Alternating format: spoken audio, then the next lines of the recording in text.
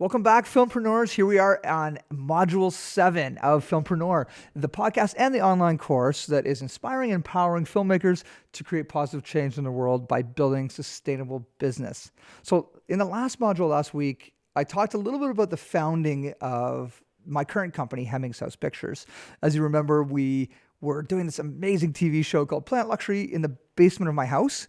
And you may remember the funny story about how we got the name Hemmings House. It's because every weekend we'd throw these epic parties where at the end of the bars on Fridays and Saturday nights, everybody from town would come to our house. And when I say everybody, I mean everybody. And we'd have these insane after parties with DJs and bands and stuff. And it got to the point where whenever somebody got into a cab, they said, "Can you take me out to Accomack," which is probably a good 20 minutes away from downtown.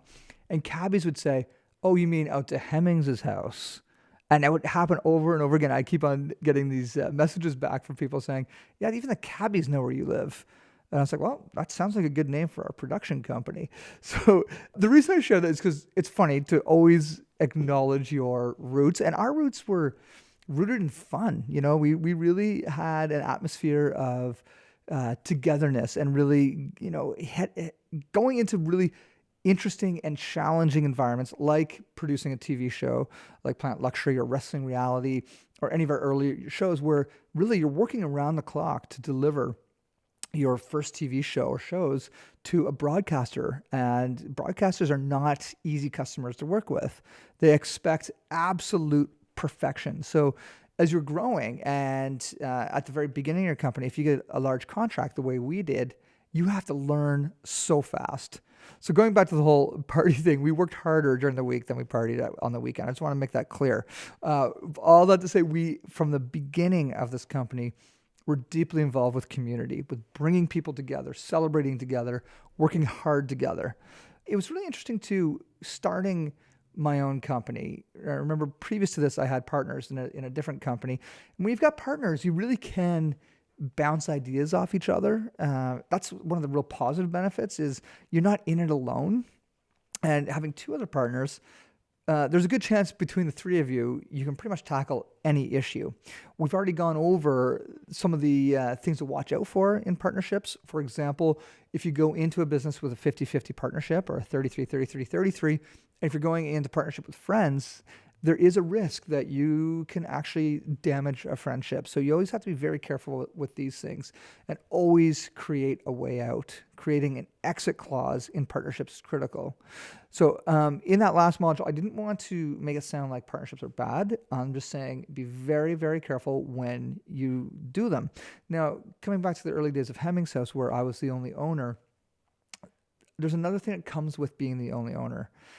Being the only owner of a company means you are singularly the one responsible for all of the financial issues. So if your company starts to tank, you have to figure it out. There's nobody else to come and help bail you out of a problem.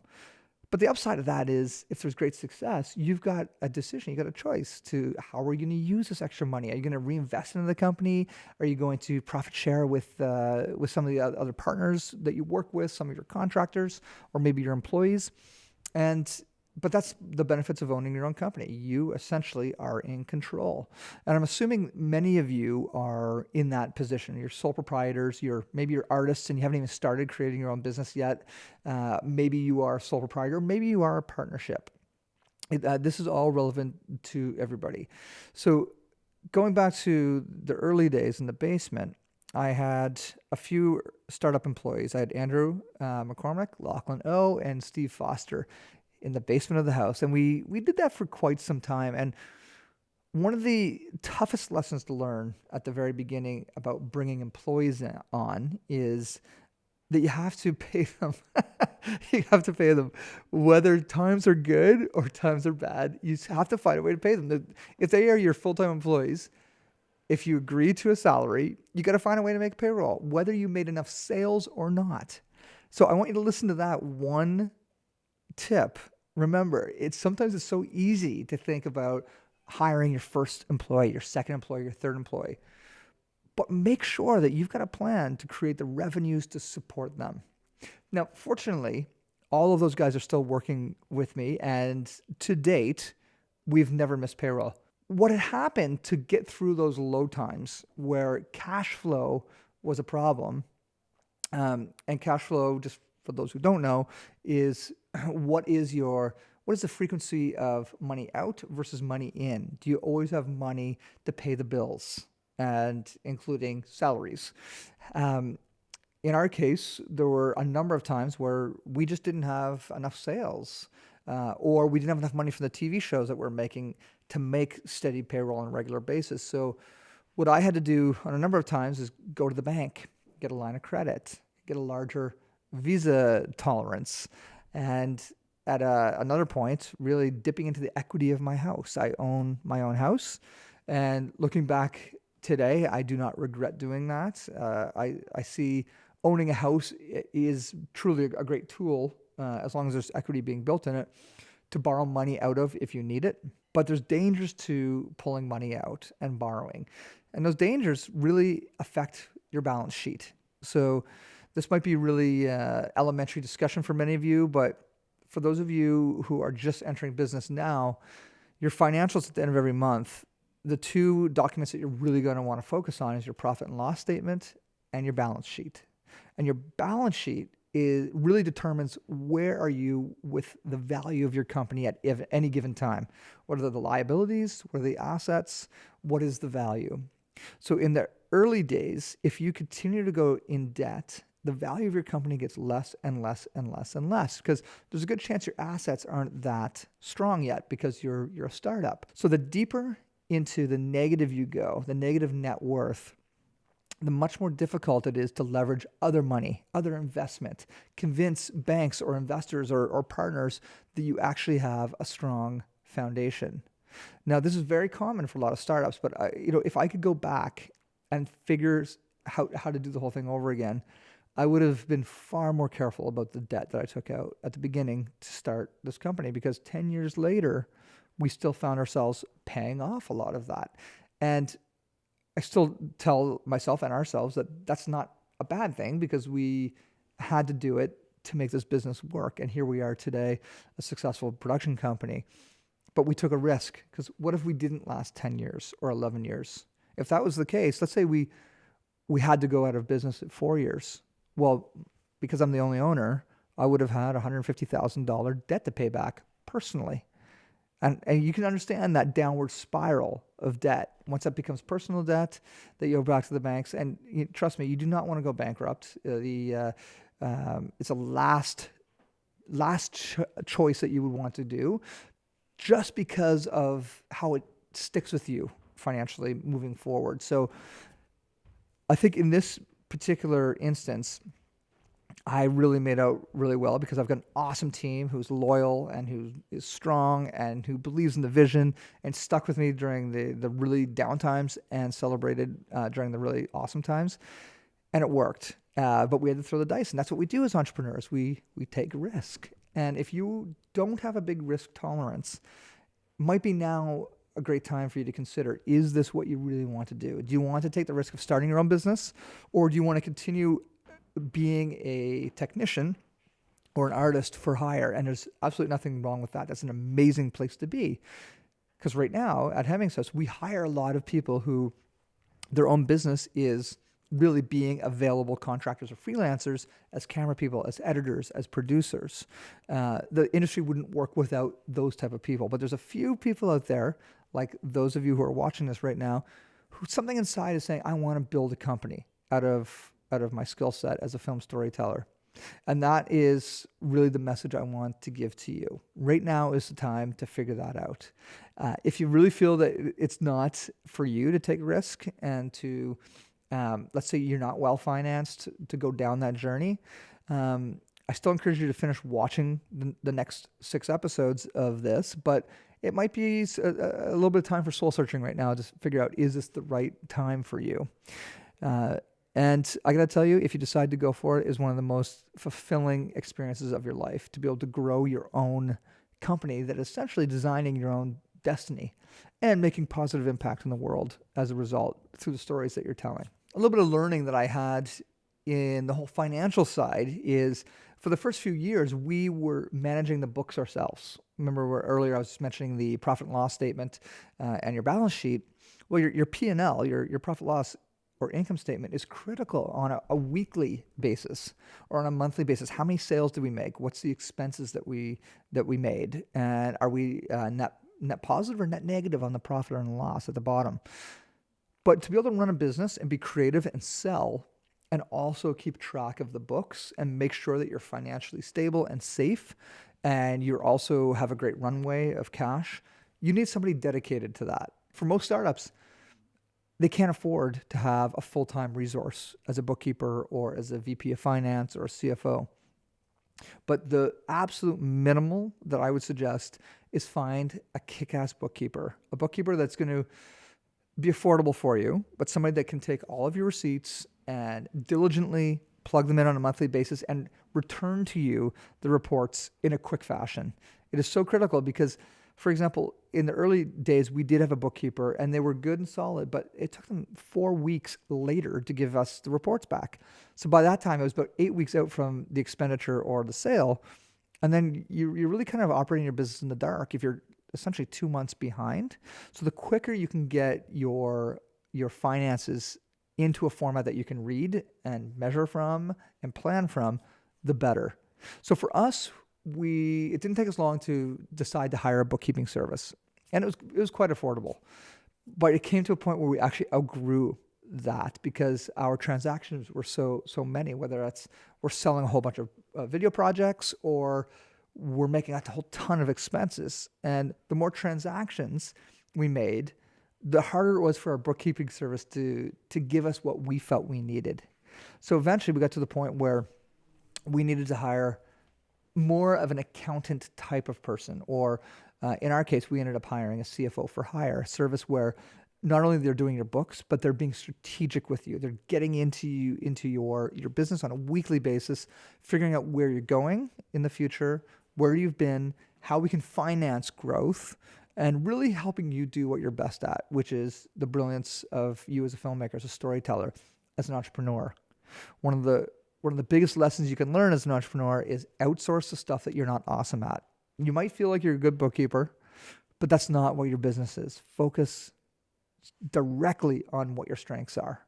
That's one of the most heard tips that I've heard from other entrepreneurs as well is focus on what you're awesome at and make sure you find a way to outsource and pay for the stuff that you're not.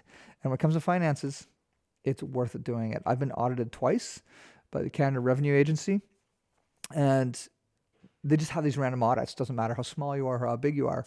And I got to tell you, the pain of going through all of what they ask for just to make sure that you're not cheating on your taxes is ridiculous. Like, I can imagine it probably cost the government $30,000 or $40,000 to audit our little company in our first year. And at the end of the day, there was just a few small adjustments we had to do. But the amount of work I had to do, because I didn't have a bookkeeper or a CFO, to prove that we're running a business that was completely legit and straight, it probably took me 3 weeks of my time away from growing the business.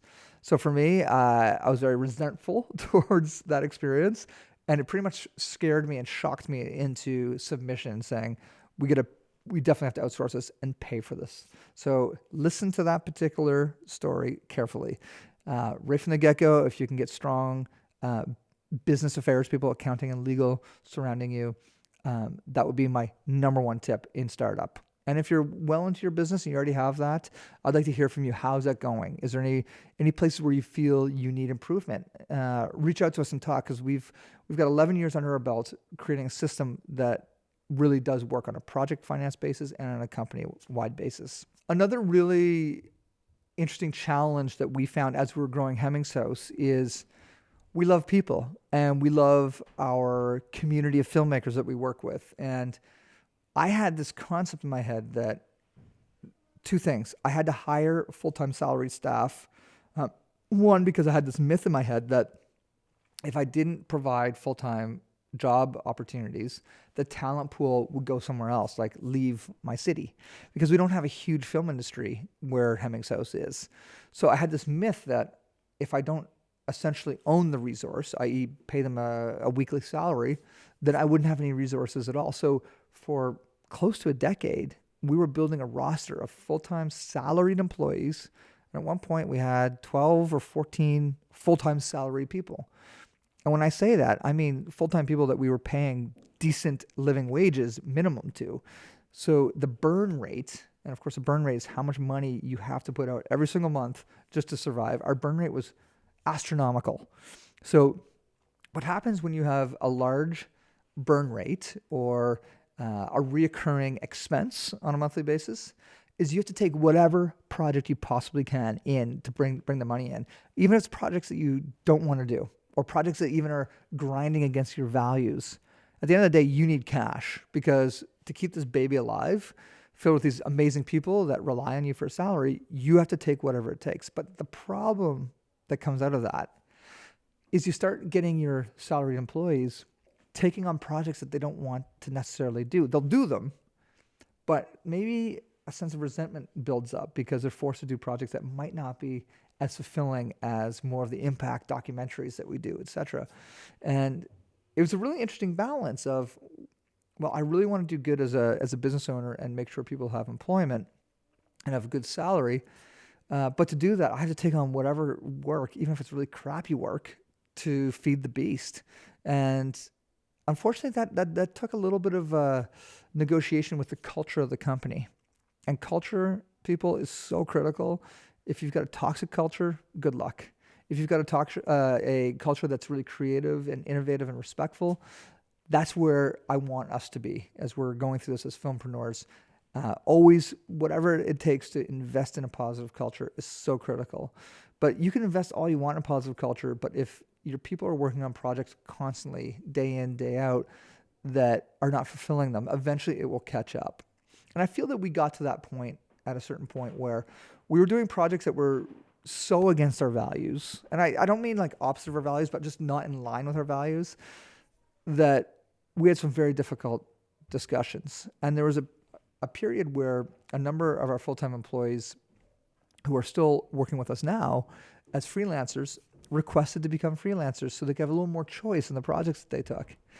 And I was really excited to realize that no, if they're not salaried employees, they're not going to go away. They're still going to be here. They're still going to be part of the family, which they have. But now they've got choice, and it's just a new model. So our company in this past year and a half, we have shrunk from 14 full-time employees down to 5. And we're using so many more contractors and freelancers. In fact, the guy behind this camera right here, Mike, is one of them. Hey, Mike. Yeah. So Mike is amongst this community of freelancers that we like to use on a regular basis. So Mike's got freedom to say yes or no to gigs, and it's just kind of a new economy approach to building business. So an amazing story is, changing an old model of salaried employees to a freelance model has resulted in phenomenal increase in the health of the company. So I think that's a really good learning point too, is just be thoughtful. When you think it's time to hire your first full-time employee, be very thoughtful about it. Figure out at what point in growth is it going to take where the growth of employees is going to slow down the mission of the company. And it's more of a philosophical debate, but it's something that you should consider very much. If you've been to that point already, I'd like to hear about it. So make sure you write it in the comments below. Share with us the experiences you've had of ebbing and flowing between full-time salary and contract and freelance. There's pros and cons to both. And my last bit of learning in growing a business like Hemmings House is you got to surround yourself by mentors and advisors, people that may not be in the same industry, they might not be in the film industry, but they bring something to the table. Maybe they've built and exited tech companies, or maybe they are in the film industry, or maybe they're in sales and marketing, whatever it is. Surround yourself by some sort of a board of advisors. And there's a difference between a board of directors and a board of advisors. You don't really necessarily have to worry about a board of directors until you start having multiple owners or you become a publicly owned company.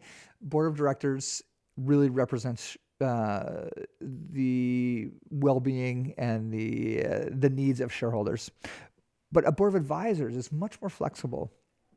And for us, we built this really stellar board of advisors with advisors as far away as Boston and Toronto and in here locally as well. We've got architects, we've got other filmmakers, we've got tech startup folks, we've got really senior tech CEOs who all of them have an interest in what we're building in Hemmings House, and they've got an interest in supporting the vision that I've put forward. And to have people like that, and you pay them a little bit of money when they meet with you every quarter, just to keep them coming back. But the advice that you can get and the hard advice from the outside is so critical. The lesson here is, or the tip here is, one of the first things you could do when you start up your business is find that advisor group.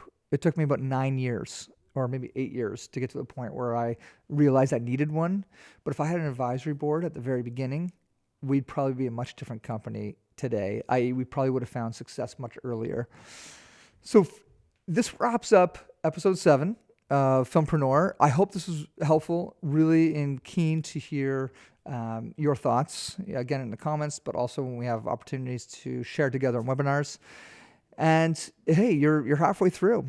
If this is an experience that you've been getting benefit from, which I'm assuming it is, why don't you share this out to some of your other potential filmpreneur friends, other filmmakers that want, or photographers, or anybody else in the creative industries that want to start a business. Start sharing this, because not only are we building a course, but we're building a community. You are now part of a community of other people at different various stages of growth. But really, if we're going to change the media landscape together, we have to do it together. There has to be senior experienced companies and startup companies and everywhere in between, all with the same mission to changing the world, making it a better place through positive film storytelling. And this is really the heart of what Filmpreneur is. So please spread the word. Thanks for sticking with us. Next week on the podcast and in the course module, we're going to be talking about thought leadership through content marketing, cohorts, industry markets, and awards. So when we talk about thought leadership, what the heck does that mean anyway? Well, most of us don't have marketing budgets or advertising budgets. So how do we stand up in a very busy, or stand out in a crowd in a very busy environment? There's tons of film companies out there and filmmakers doing great stuff. But how are we heard? How are we seen in a market? Well, the approach we took is a position of thought leadership. And come back next week, and I'm going to tell you all about that, and it's going to change your life forever. That's a promise.